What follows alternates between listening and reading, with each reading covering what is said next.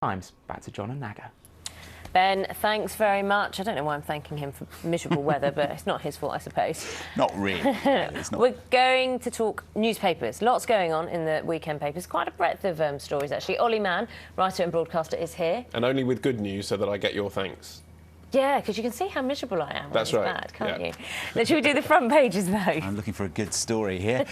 Sunday Telegraph front page is talking about a story that Ollie mentioned in his earlier paper review about that gay vote coming up this week about gay marriage and saying that it's causing all sorts of division within the Conservative Party.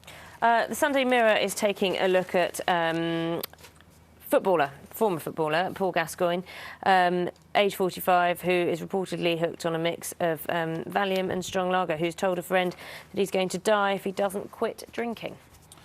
The Sunday Express front page is about chemicals in the air, apparently on some planes. It's warning that it could lead to a crash and quoting a leading scientist for that, with a picture of Kate at the side with what it describes as a very stylish royal baby bump, although Naga's not convinced it really is much of a bump at the moment. It's just the wind blowing her cape.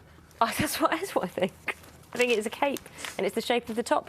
The Mail on Sunday, who am I? What do I know?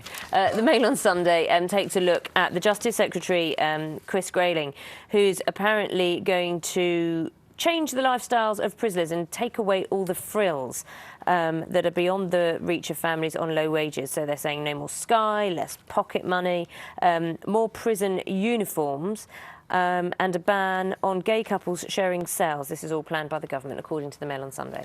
The front page of The Observer has a story about Michael Gove at the Department for Education and spats between his team or people who might be part of his team on Twitter and various journalists. They've got a picture there of Mo Farah and his wife, Tanya, who've made a statement about school sports and the legacy or lack of legacy in schools from 2012. And the story on the far side of the page, there on the right-hand page, is one that Ollie wants to start with, about mixed-race adoptions being challenged. So the government's plans, which, always seemed instinctively to me to be a very good idea, which is to change the regulations around having people of the same colour adopting children of the same colour. The government are saying, well, actually, there's a surplus of black children, actually, and white parents who want to adopt at the moment. Why not let more white parents adopt black children is basically what it comes down to. But of course it would apply across vice versa as well if that were to happen. And this is quite interesting. The British Association for Adoption and Fostering are releasing details of the experience of 72 Chinese orphans who came over from Hong Kong in the 60s and basically had a pretty terrible time. And it goes into detail in The Observer. It's quite an interesting article later, talking about discrimination that they suffered, feelings of misplaced identity and so on, and conclude from this that therefore the government's plan to do this is flawed.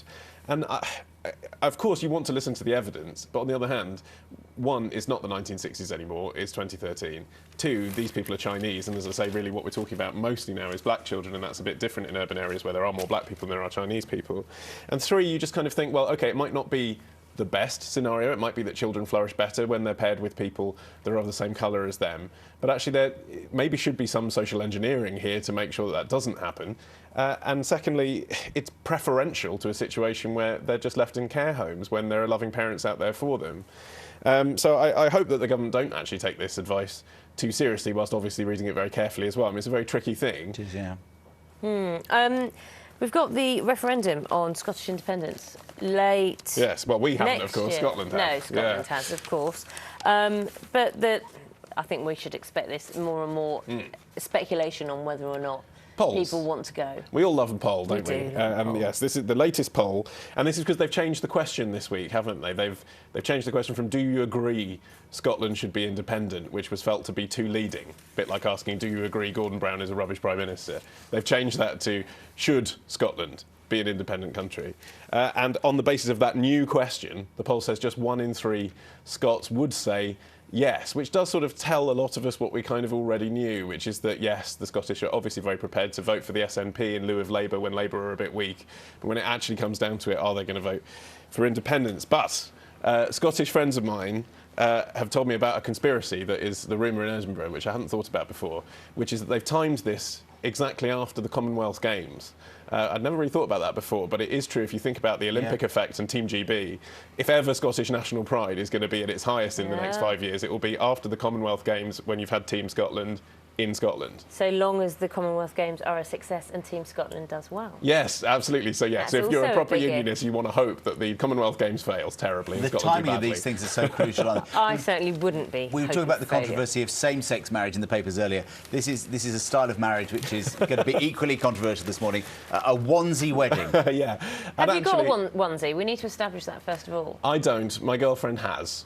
John? I Not don't. guilty. No, me neither. I really feel that the trend to wear giant baby romper suits for Exactly. adults is kind of the end of days. I know that every generation likes to re-establish casual wear for itself.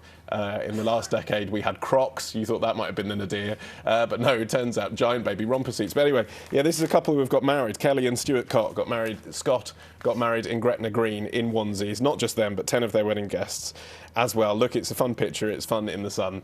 But, you know, if anything says wedding in 2013, it is that picture. It's like the bell bottoms, isn't it? And the headline's brilliant. Two become onesie. It's not bad. I like that. It's not bad. And have you seen, there's one of their guests, they're all in onesies, apart from this poor chap here, he's in his school uniform. Someone always messes it up.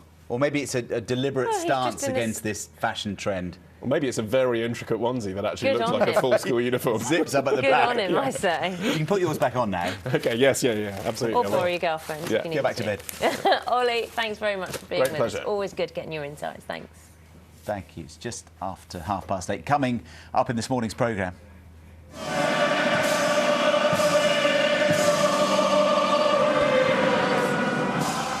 She performed the English national anthem in front of 80,000 rugby fans, but would that ever put soprano Laura Wright off singing live? We're going to be asking her about the controversy surrounding Beyoncé's inauguration performance a little later. Do stay with us. Headlines are next. I feel like $1 million. I feel simply out of sight. So come on down, I'm throwing a ball tonight. I'm full of the old paprika. I'm loaded with dynamite. So come on down. I'm feeling magnific. I'm throwing a terrific ball tonight. Front row seats to the most awesome show on earth. Super Bowl 47, tonight at 11 on BBC 2.